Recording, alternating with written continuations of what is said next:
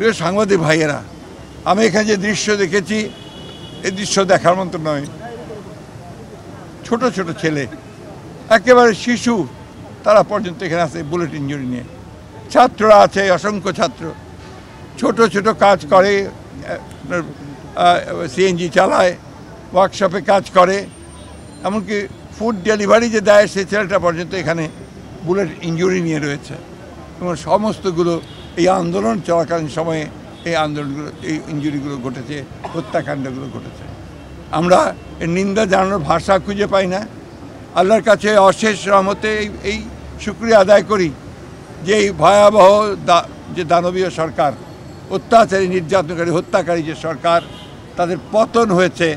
আমাদের ছাত্রদের সেই নেতৃত্বে যে আন্দোলন, নাগরিকরা সহ দেশের মানুষ, অন্যান্য রাজনৈতিক দলগুলো সহ সেই আন্দোলনে এই সরকারের পতন হয়েছে।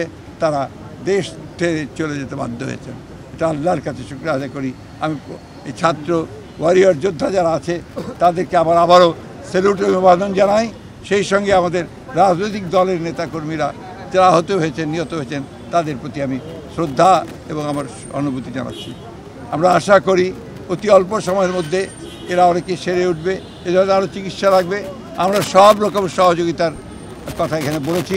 আমরা কর্তৃপক্ষের সঙ্গে কথা বলেছি, তাদের অনুরোধ করেছি আমাদেরকে যে সমস্ত তালিকাগুলো আমরা দেবে।